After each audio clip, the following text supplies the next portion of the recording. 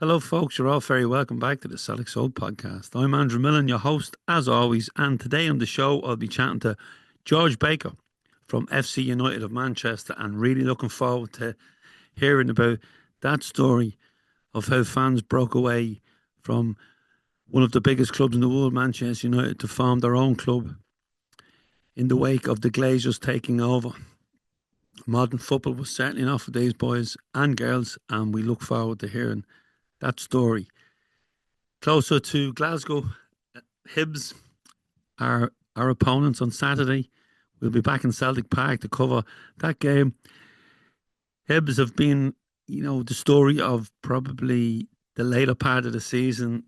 They had a horrendous start to the season and they stuck by their manager, and they are reaping the rewards. They sit in third now. A European place looms, and they've been very competitive. When you look across the city to Rangers, they haven't won a home game in 7, while Hibs are the informed team. And if they had to get their act together earlier in the season, maybe they would be in second place in the league.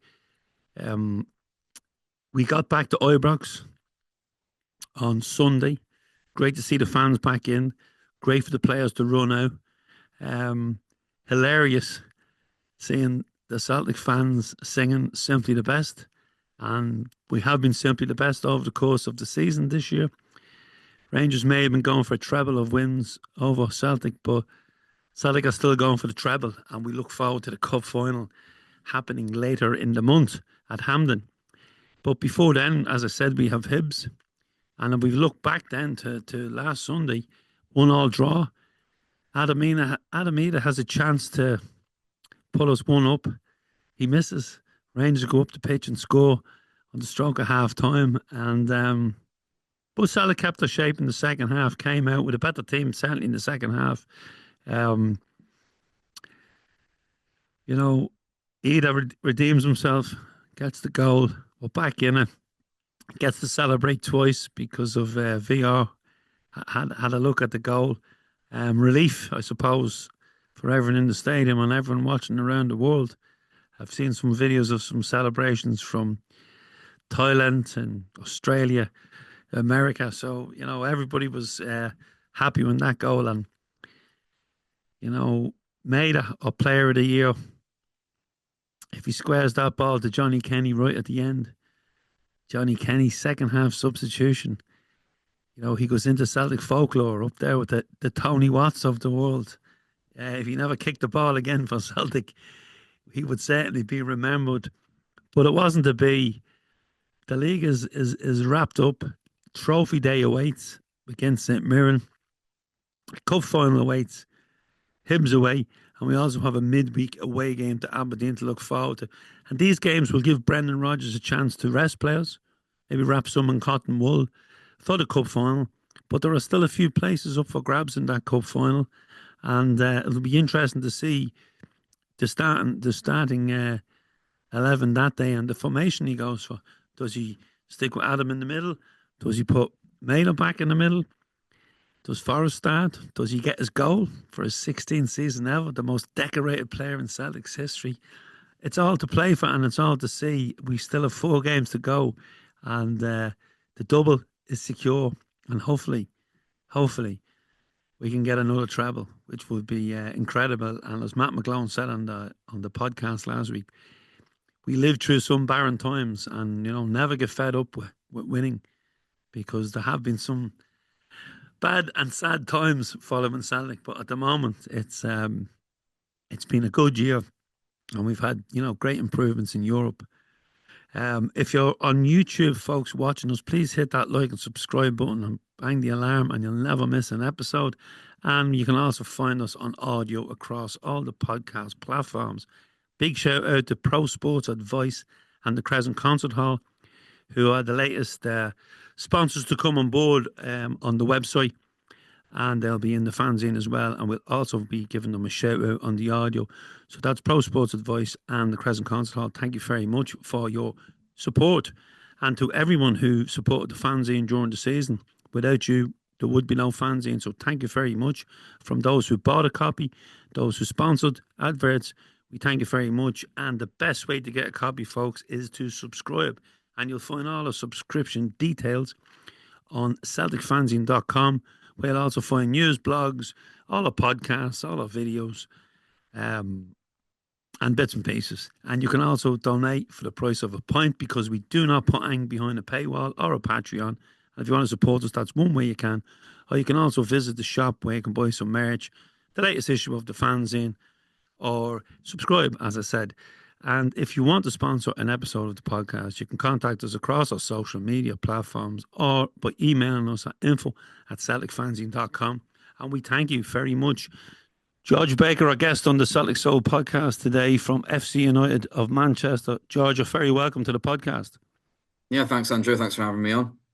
Yeah, it's been a while. We tried to get you on a couple of times, but our schedules just clashed. And this all happened from an article that appeared in the fanzine a couple of months ago by an FC United supporter who'd wrote a book. And from there, then we were able to.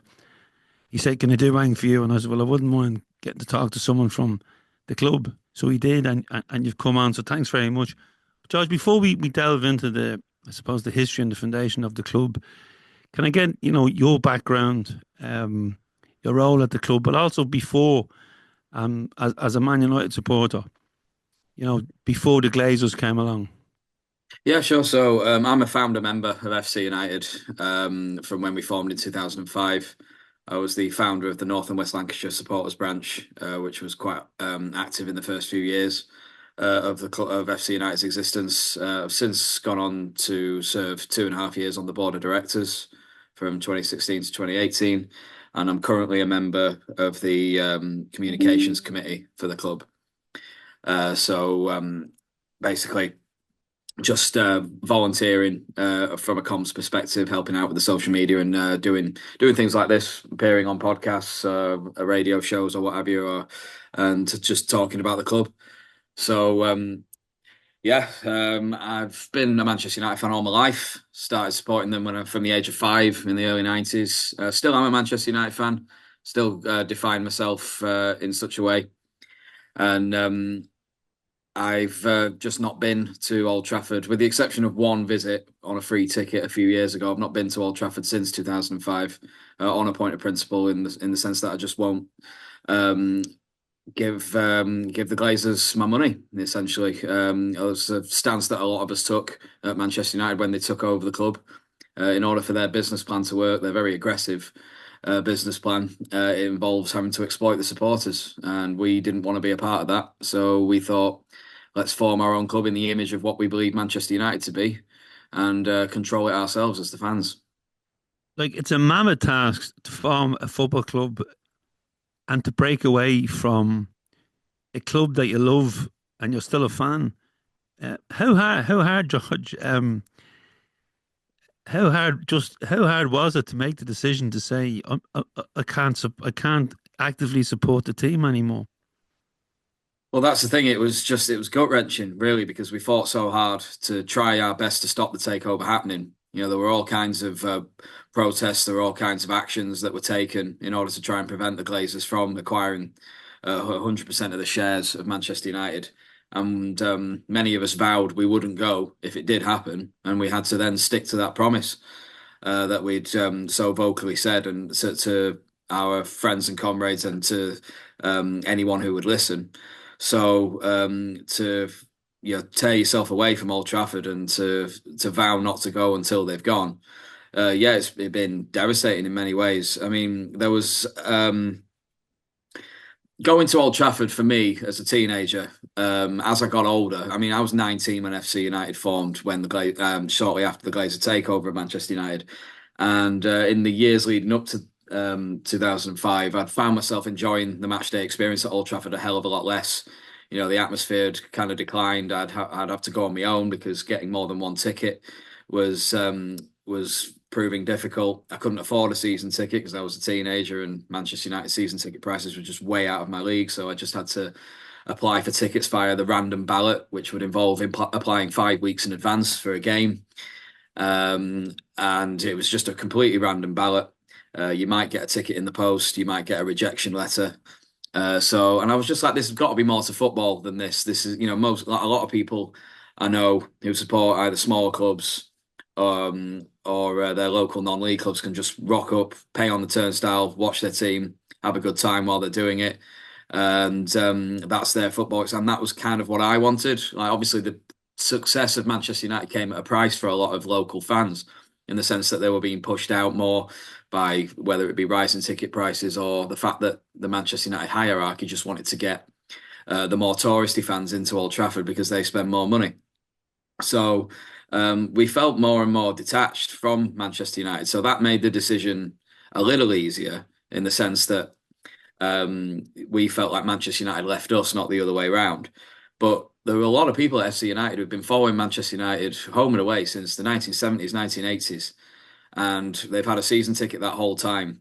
And to give that up for them, not knowing whether or not they'd ever get it back, not knowing whether the FC United project would be a success or not, because it was very much um, wasn't off the ground until a good few weeks, couple of months after the takeover.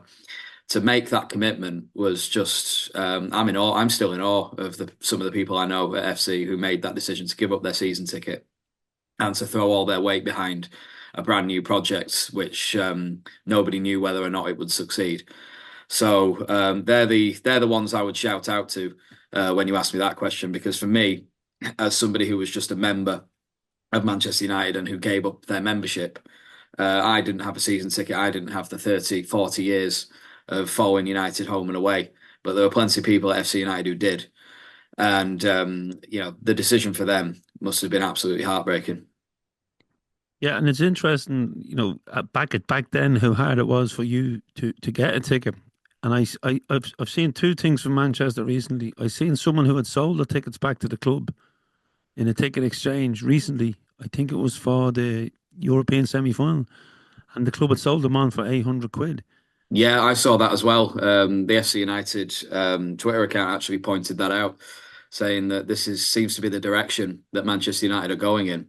And we've got to remember that this is a club that where the Glazers have less influence now. Obviously, Sir Jim Ratcliffe and Ineos have taken over 25% of the control of Manchester United, but it just seems to be more of the same, with the same kind of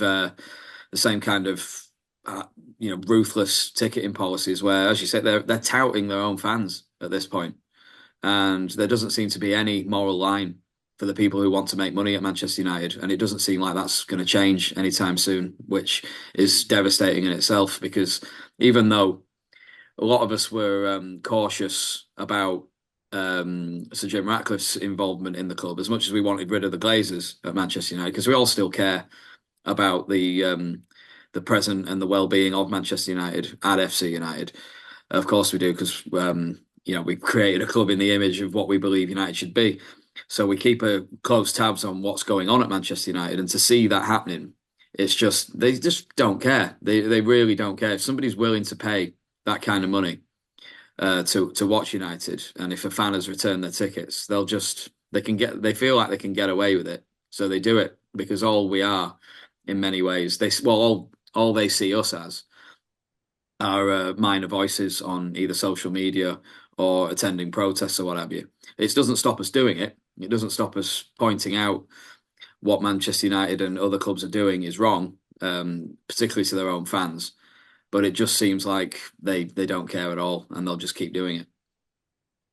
Yeah, and that thing that I saw it on Twitter as well. It was actually the lad, I think, that had given his ticket back, that had shared it. But that came on the back of an article I read, and I think it was the Guardian a number of weeks ago, which was about Man City, your City rivals, and that had focused on the fact that Man City had just took on another ticket company to a third party ticket company to sell on tickets. So that meant they had nine third party tickets. So the way football is going, you know, the FC United project, it can only get stronger, because people, the way the clubs look at it now, and Celtic are no different. They want to make as much money as they can. My club, and we have a small organisation called the Celtic Trust. We have a very small shareholding in the club, but we are worried. If there was a takeover of the club, an aggressive takeover like the Glazers, and we would be, in the same position as you found yourself, because it seems now, and that article proved that they want people coming once or twice a season who are going to spend money in the club shop and club facilities around the ground, and that includes bars and that. And I see it myself now at Celtic Park. There's bars in the stadium which are great, but it is hitting the local pubs around the area who relied on football traffic.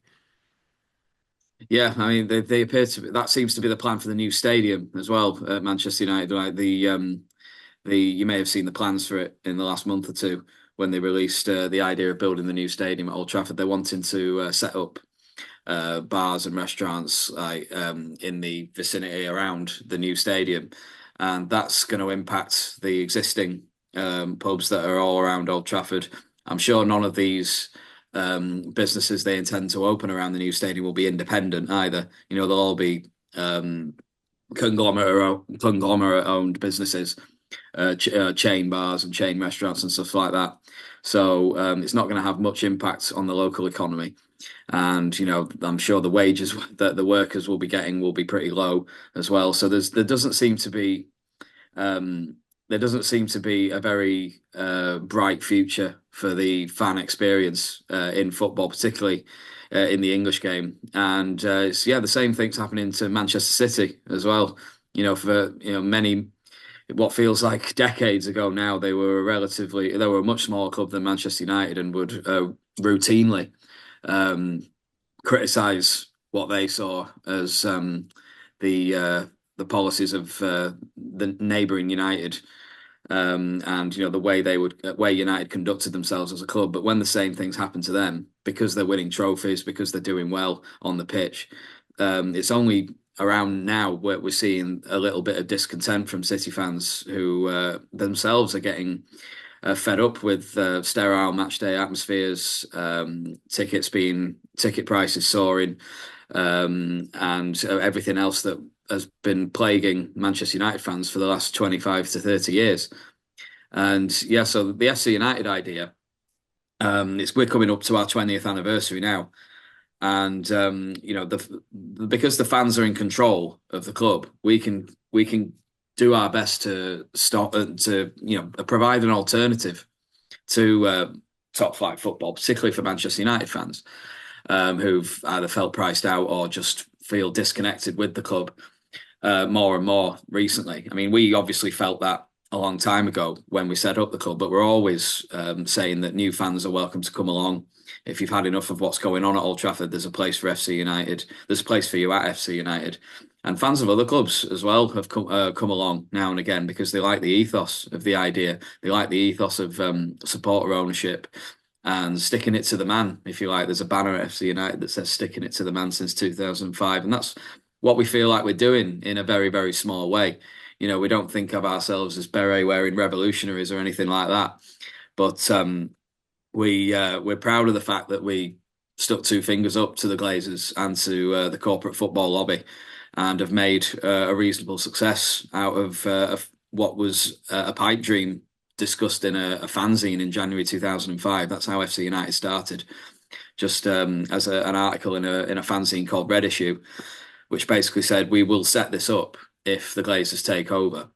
And when so many people rallied round and made that happen, it snowballed, and we got an average attendance of something like 3,000 in our first season playing in the North West Counties Division 2, which is the 10th tier of English football.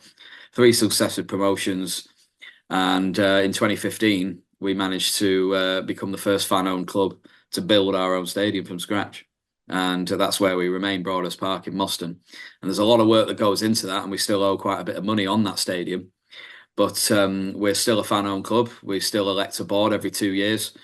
We vote on resolutions such as ticket prices, whether they should go up or not, shirts, merchandise, whether we should release more of it or less of it. And it's the fans are entirely in control.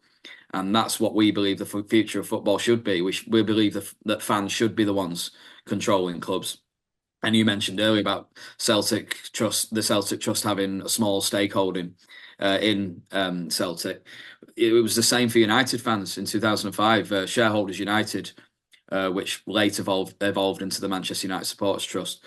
That was an umbrella organisation for United fans to buy shares and try and buy as many as we can under the umbrella of Shareholders United, in the hope that we would be able to have a substantial amount of control over the club. And I believe at the time of the Glazer takeover, it was something between 20 and 30% of United shares were owned by people under the umbrella of Shareholders United.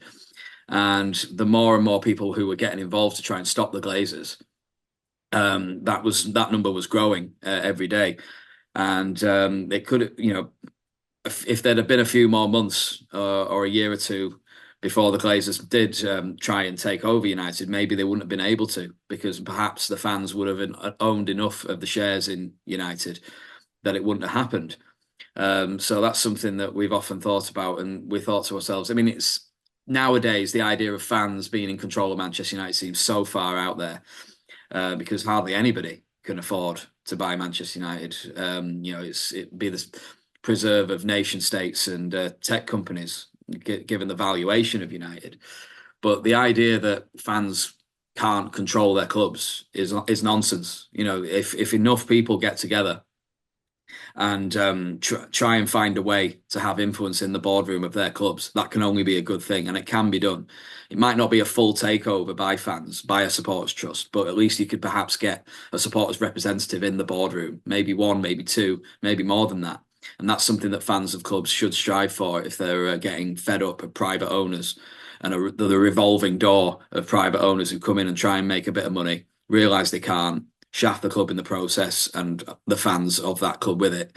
Once people figure out that is just an unsustainable way of operating football clubs, we'll see more fan involvement, and that can only be a good thing. Yeah, and you mentioned two things. Fans of other clubs going, any League of Ireland fans and Celtic fans that have travelled to FC United have only complimented the experience. They've loved it. I mean, haven't everybody had who anyone comes coming along. back saying that, a waste of time, They loved it, and they make it an annual pilgrimage now. Yeah, it's great because we're seeing more and more fans from countries like Ireland and the Scandinavian nations like Norway, Denmark, and things like that. There's obviously a lot of fans come over for United games, and most of them, particularly with like the Europa League campaign and everything, the more and more of those United home games are on Sundays, whereas ours, FC United, are the traditional 3 o'clock on a Saturday. So they can come over for the weekend. They've not got the United game till Sunday. They can come to FC United because they've heard a lot about it. And as you say, I've been going for 20 years, and whenever somebody comes along, I've never heard anybody say anything negative about the experience. They've enjoyed it thoroughly, and that's the thing. Like, there's a misconception that FC United is you have to commit fully to the idea of FC United if you want to be a fan. You have to give up everything to do with Manchester United and come along. It's absolutely not the case at all. We understand that United fans made a choice either back in 2005 or even in the present day to continue going to Old Trafford, because they can't let that go. Because why would you? If a football club is in your blood, it's in your blood, and that's the end of it. But then nuance comes into the conversation, and you think to yourself, well, should I just be blindly loyal to an organisation that is clearly exploiting me? And then FC United are there for that United fan who can't necessarily make that full break from Manchester United, but wants to support something that they see as perhaps an ethical version of Manchester United, somewhere where the traditional values of supporting a football club still exists. Standing on the terrace, having a beer while you're watching the game, singing as loud as you can for 90 minutes, not having any interference from stewards or police or anything like that, and just enjoying the day. And FC United means different things to different people. Some people see us as a second team, like loads of people have a second team in non-league, and we're perfect for that for United fans, particularly in the north and the east of the city. Some people see us as, some people wish us well, come along now and again. And there's people like me who've committed entirely to it. And there's a lot of us as well. But we welcome any Manchester United fan who wants to come along. And even recently, we had the 1958, the protest group who've been organising the demonstrations against the Glazer ownership. They came along to Broadhurst Park for the day for a game and brought a sizable amount of their organisation, and they all loved it. You know, the gate swelled from something like 500-600 above the average. And that meant that there was hundreds of Manchester United fans, locals, who'd never been to FC United before, but had come along for the day and absolutely loved it. So there's more and more fans waking up to the exploitation at the top level. And hopefully FC United's attendances next season will see a sizable jump. Yeah, there's a junior club in Glasgow called St. Rocks, and they seem to get a big attendance from Celtic fans. Again, if we're playing on a Sunday and they're playing on a Saturday, people are over for the weekend, or the ultra groups will go along, and if so they seem to have that angle that FC United have as well. Obviously, it's not a breakaway, but it's in junior football it would be seen as kind of a team of Celtic Celtic fans would align themselves with the club. But on the fanzines, I've been involved in fanzines, writing them since the late 80s, and probably when it was my brother lived in London, would bring fanzines home, and that's how I got interested in them.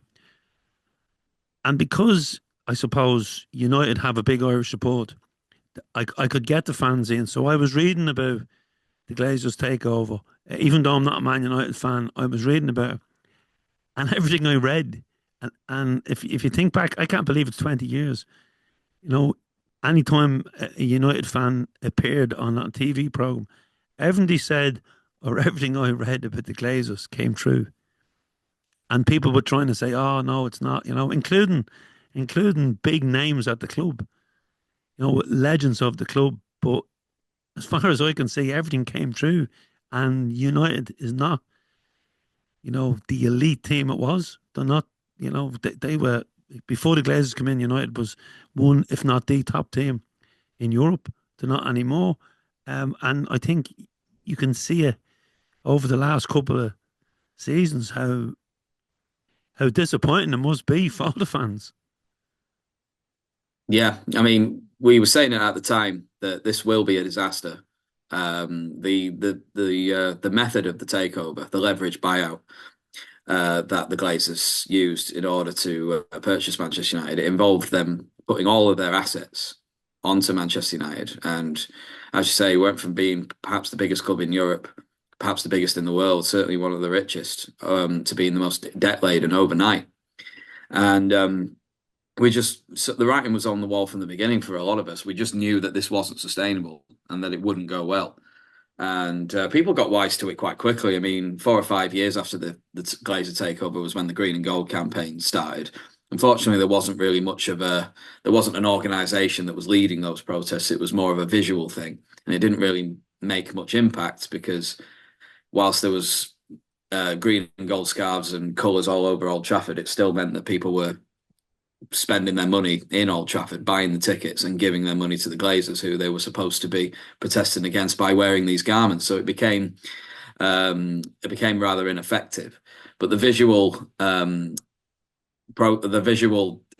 dislike of the Glazers has been there since very early on. But we take no joy at FC United in being right about that, because at the end of the day, we're all still Manchester United fans. We don't want Manchester United to suffer, and they have done under the Glazers. And in many ways, our belief was the club will, in order to get rid of the Glazers, we need to starve them of what they care about, which is money. And unfortunately, there's just not enough people doing that. So over these last 20 years, we've developed like such an affection for FC United. And it's not just a protest movement. It's not just something we begrudgingly go to and we'd rather be at Old Trafford. It's something we genuinely care about, and we want the club to succeed, and we want it to do well. And there's more and more people, as you touched on just then, there's more and more people getting fed up with top flight football and being exploited as a fan and going along to their local non-league teams, like whether it be junior football in Scotland or whether it be in Ireland. Like the League of Ireland's seen a boom at the moment, isn't it, with soaring attendances. And I saw obviously Bows versus Shamrock Rovers taking place at the Aviva Stadium and over 30,000 people going. And you think to yourself, like, and there's sellouts all over the League of Ireland now because it's got that real football feel to it. You know, they play in smaller stadiums. You can stand and watch the game. You can create an atmosphere, and you just can't do that in the sterile all-seater stadiums that we see in the Premier League. You can't do it anywhere near as much anyway. And people are getting more and more into the experience of live football and going along to their local clubs, and it's fantastic to see. It's a shame that it's taken something so ugly in the form of rampant capitalism in the top flight game in order to wake people up to that. But it can only be a good thing if more and more people are enjoying grassroots football. And we're very proud to be a part of that at FC United. Yeah, we were lucky as a club. We had first of all we had Save Ourselves when the club was being run by the old board in the 90s, and then that matured into Cells for Change. And Matt is a guest on the podcast regularly. The Matt's 70 now, still going home and away, but he was one of the ones that one of the rebels that won. Now that was obviously because there was huge investment come in from Fergus McCann, but we see, you know, we still dream that, fans have, we done it. We got control of the club. We didn't get control of the boardroom, but we got rid of an old board. But that seems now such a distant thing now because the money that's in football, and we now have countries owning football clubs. So, like grassroots may be the way that a lot of people will go. Mm. And certainly that's something that the owners of these clubs need to think about. They don't like any if they want to run like a business, which is what they seem to be intent on doing, running it as ruthlessly as they would any business that people don't have emotional ties to, like they do a football club. Then they need to be worried about losing this business to other football clubs. And it might be on a smaller scale in the sense that, a few people go along to non-league or to smaller clubs. But I can see this only growing. And it's been happening gradually over the last 5 or 10 years, certainly post-COVID. More and more people are gravitating towards wanting to enjoy going to football and not just blindly paying over the odds to go and watch the team they've supported all their lives. Because if they're not enjoying it, then they're going to stop doing that.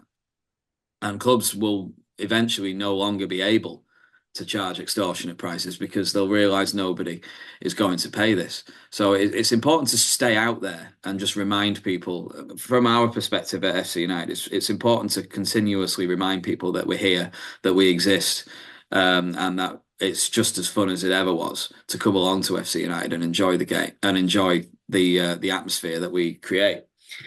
Because we know that there's a lot of disaffected football fans out there. And I'm sure it's similar for a lot of local fans in Glasgow going to watch Celtic. That you might see a repression of atmosphere, like whether it be fan groups like the Green Brigade being kept out of games, to the club authorities and the Scottish FA finding any reason whatsoever to sanction Celtic fans for expressing themselves however they see fit, and just constantly beating down on this on football culture in general. Like I notice, I think it was Motherwell fans recently have been trying to overturn the ban on alcohol in football stadiums, and the authorities might come out with the reasons why football still has an alcohol ban and things like that. But it goes back to what I've just touched on. People are enjoying the match day experience a lot less in top flight football, and the authorities and the owners of the clubs involved need to start listening to those voices. Otherwise, they're going to find stadiums, and smaller clubs are going to find themselves with much fuller stadiums because they have less rules and regulations that they have to abide by. And no matter how much they try and ignore fan voices campaigning for all sorts of things, they won't be able to if fans keep on with those protests. And I hope we see more of it. So 20 years on from the formation of the club, what's the state of play now? Things are optimistic. We didn't have a great season on the pitch this season. We finished in the bottom half. We were in a bit of a relegation battle for most of it. We were relatively safe for most of the season. Um, so we got it.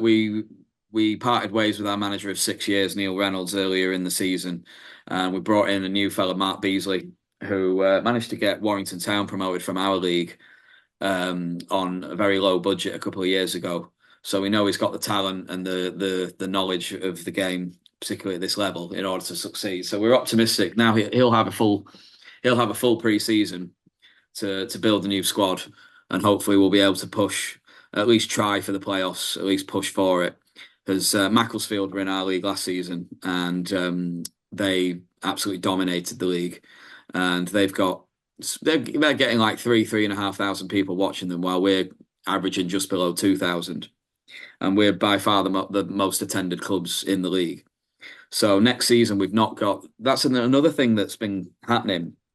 A lot of clubs in the Northwest have been collapsing and reforming because of mismanagement by private owners, such as Macclesfield, such as Bury FC, who also got promoted from the ninth tier last season. We play in the seventh tier, so it won't be long till we come across them.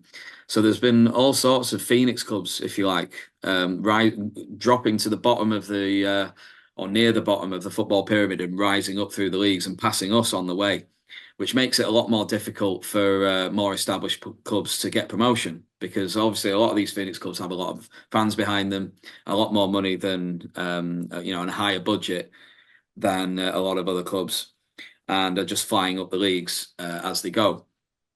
And because we built our own stadium 10 years ago, we might have some of the highest attendances at our level, but we have to be careful with the money that we make, because we do have a debt on that ground, and we don't want to throw it all into the playing budget, because again, that would be us operating our club in a way that has seen many clubs fall by the wayside by mismanagement and by throwing money at the playing squad with no guarantee of success.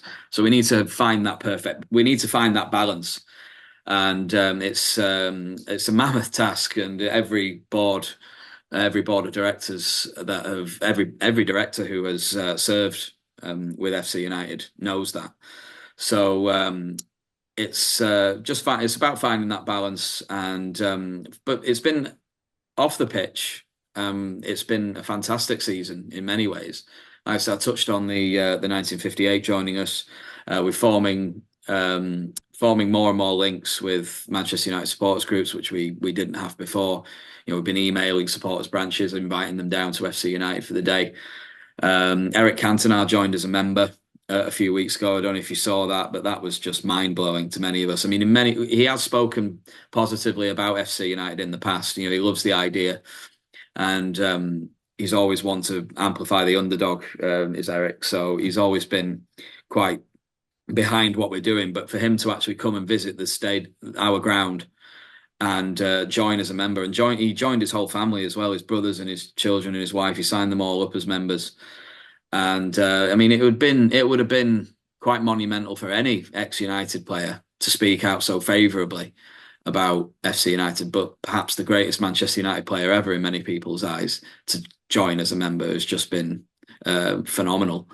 So it's been fantastic to see that, and we're at the forefront of campaigning for change within the game as well. We've got a good relationship with the Football Supporters Association, which is an amalgamation of fan groups from all clubs in England that pressure and lobby the FA and the Premier League and other governing bodies within football to try and improve the experience of the matchday fan. And whether that's in the form of speaking out on social media from the official club channels about things going on at Manchester United or within the modern game, we're proud to be doing that, because we want to be at the forefront for change of the game. So things are looking very good at the moment. We're making, the last financial reports indicate that we're making a small operating profit compared to being a few years in the red. But it's very difficult for every non-league football club at the moment. Whilst a lot are seeing an uptake in attendances, the costs of running a football club, like the cost of living for everybody at the moment is rising and rising. So there's always those challenges, and there's always seems to be a couple of clubs in our league who are really struggling and finish bottom of the league or get relegated by huge points margins because they just for one reason or another they're just unable to carry on going. So, but at the same time, like Blythe Spartans are a team that have a rich non-league history, and they finished bottom of our league this season after getting relegated from the Conference North last season. And it's just been mismanagement by private owners that seems to be the main reason for this. But now the fans are in control of the club, and that's one positive line. They may have suffered two successive relegations, but now the fans are in control. Hopefully, they'll be able to see a bit more positivity.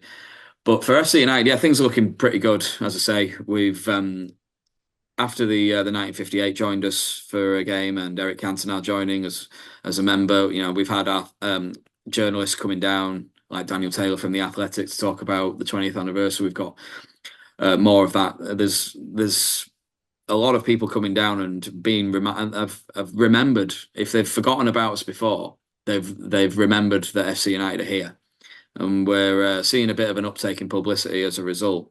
So we'll hopefully be able to translate that into increasing the attendances further and finally being a bit more competitive on the pitch, which we've sorely lacked in the last few years. Yeah, the Cantona one doesn't surprise me. Cantona's one player that is, no matter who you support, a magnificent footballer, but seems to be a decent bloke off the pitch as well. You know, he seems to have he seems to be on the right side of history. Let's just say that. Yeah, I completely agree, and it's more than an honour to have him involved with the club. It would be the equivalent of Henry Glasson turning up at St. Rock's. Looking That's not even an exaggeration, you know. It really did feel like that. I mean, if he came to an actual game, he'd just be absolutely mobbed. So I'm not sure if he'll ever do that, but I hope he will. Like, we've had ex-United legends pop along now and again, whether they be involved in different clubs like Paul Scholes and Ryan Giggs are involved with Salford City, and despite them being a club that do things very differently to the way we do, we have a relatively good working relationship with them. Um, so they've come along and they've enjoyed. From what I can gather, what I gathered, they've enjoyed the day and things like that, and they've not been too mobbed or anything like that. They didn't feel uncomfortable having to pose for pictures and sign autographs and things. So hopefully Eric Cantona will come along to a game at some point and continue that membership and keep joining. So yeah, it's been a rough couple of years on the pitch, but at the end of the day, every time we go out on the pitch, it's a victory in many ways because, as I say, just rebelling against the football establishment is done by just us existing in many ways and fans doing their own thing. So the results on the pitch aren't the be all and end all, but we want to be competitive like every other club. So next season, we're hoping to see more of that. And the last few years as well, we've been taking part in a competition called the Phoenix Trophy, which is a European tournament for non-league teams. And it's teams that get invited to it of clubs that have like a specific ethos, either they're fan owned like ourselves, or they do a lot of community work, or they've got to be an amateur club, like semi-pro at most, in order to compete in the tournament. And we're in the finals weekend again. And they have the finals weekend in Italy every year. It's an Italian organised tournament, so it's meant that we've got to go to all sorts of European cities like Warsaw and Valencia, and we even went to Podgorica in Montenegro a couple of months ago. We've been to Paris, we've been all over really, and it's been fantastic to take part in that tournament. And yeah, there's even a Scottish team in the finals weekend, Caledonia Braves, who themselves are a fan-owned club that are seeing an uptake in attendances in the junior. I think they're in the Lowland League and playing near Motherwell. So there's certainly cause for optimism when it comes to the future of FC United now. That's incredible because European football is such a big part of my season, getting to European cities is just brilliant. So that the fact that you get invited to these tournaments is absolutely brilliant. Yeah, I mean, it was a big part of Manchester United's fan culture as well. Obviously, that was something that was even more difficult for a lot of United fans to make the decision to go over to FC. You weren't just giving up Old Trafford; you were giving up the fantastic away trips in Europe that we'd all become accustomed to over the last few decades.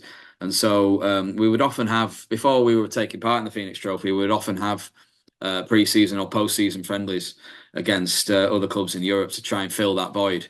And particularly, we've been to Germany loads because obviously the culture in Germany is that fans tend to be, at least in the majority, control of their clubs. So so they saw a club in England that were doing things like that, and we've played several German teams, including St. Pauli in 2010 for their centenary. We played Babelsberg. We were supposed to play Dynamo Dresden, but unfortunately that game got called off because of floods. But Marburg as well, we played against. So we've been to Germany quite often.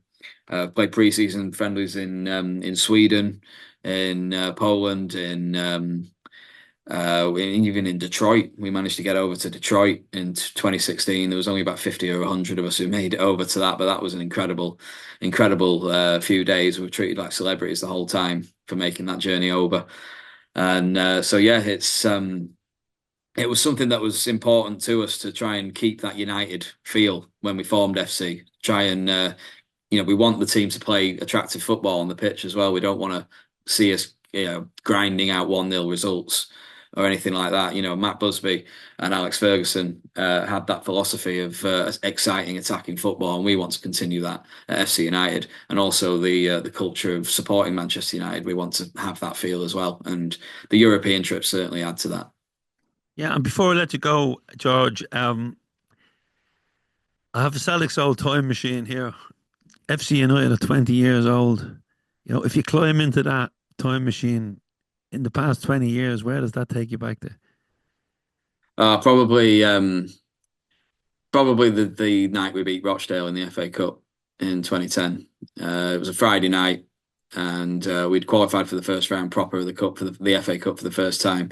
Got drawn against Rochdale. It got moved to a Friday night, and obviously not much of a journey for most of our fans, just up the road. And there was 4,000 of us in what is a 7,500 capacity stadium, I believe. We took Incredible.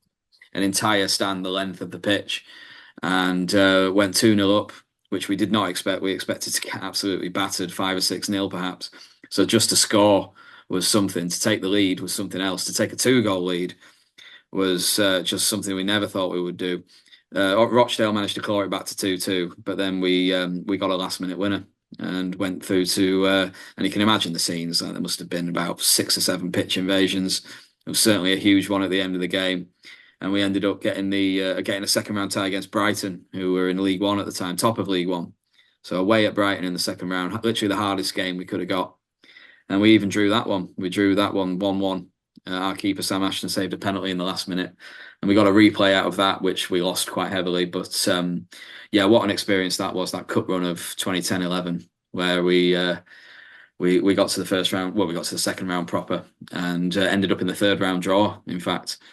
So yeah, that's definitely where I would go if I could go back anywhere with FC United. George, it's been a pleasure chatting. It's been enlightening, interesting, and I love the passion. As a non-Man United fan, I have a soft spot for FC United because of the fan movement involved in it. I think I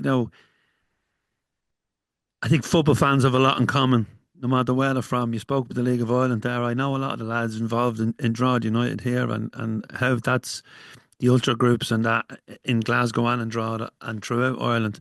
So every success to FC United, and I'll make a pledge. I'll come over next season. Yeah, I hope you do. Get in touch if you do, and anyone listening is welcome to come along as well. As I say, it's not just for Manchester United fans. That's the core of the support, and obviously, um, we want to maintain that spiritual, if not physical, link to Manchester United. But everyone's welcome at FC, and I guarantee that you'd enjoy it. So yeah, hope to see you soon there, Andrew. Cheers. George, thank you very much. No worries. Thanks again. A big shout out to George there for taking the time out of his schedule to chat to us about FC United. I love that conversation. It's a fascinating story. Folks, if you're on YouTube, please hit that like and subscribe button. You can also find us on audio across all the podcast platforms.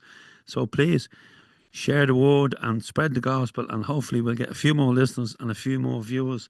Big shout out to Pro Sports Advice and the Crescent Concert Hall, who are our latest sponsors here on the website, the podcast, and indeed the fanzine. We will start work shortly on the new issue of the fanzine. 137 sold out, so thank you very much, the print edition. But you can still get the digital copy online at celticfanzine.com, where you'll also find all our blogs, news, our online shop where you can purchase some merch, the latest issue of the fanzine, and also back issues. And you can subscribe to the fanzine, which is the best way of getting every copy, every issue through the letterbox, delivered by your local postman. Who else? I think that's the lot, folks. We're in Glasgow on Saturday as we follow Celtic's journey towards Hampden. As I said earlier in the podcast, I think Brendan will rotate the team. He'll wrap a few up in Cottonwood as we look forward to that final against Aberdeen. But still plenty of football to play. And I'm looking forward to seeing a couple of you, or maybe a few of you, on Saturday. We might grab a pint before or after the game. So, folks, have a great weekend and join us next week for another Celtic Soul podcast. Thank you very much.